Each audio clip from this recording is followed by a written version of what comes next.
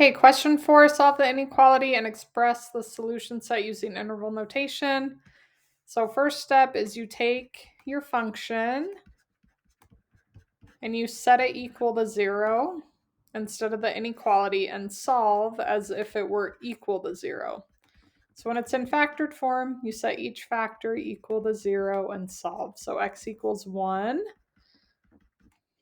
and x equals 11 divided by 2, 11 halves, which is 5.5.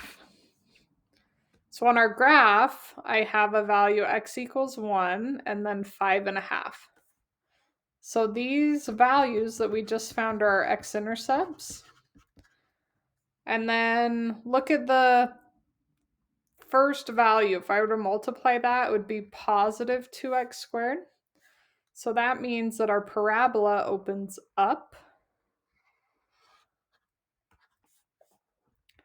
And then we need to look at a couple things. So first, our inequality has a line under it. So that means it's a solid line on our graph, which we did. It also means that our answer could have brackets in it. Okay, next step, look at the sign. Find your function. Our function is less than or equal to 0. So less than means below the x-axis. So we're looking down here. We want this part of the graph.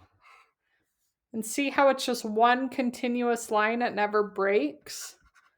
That means it's only one interval that we're writing. And it's not going to include infinity because it doesn't have the arrows in it. So we want to find the left value and the right value. And remember, these are x values on the x-axis. So our most left value here is 1. And our right value is 11 over 2. That's why we get these. That's why we solve, because those are the numbers in our answer. So now I'm going to go back to the inequality sign, and remember, because that has a line under it, we use brackets. So 1, 11 halves.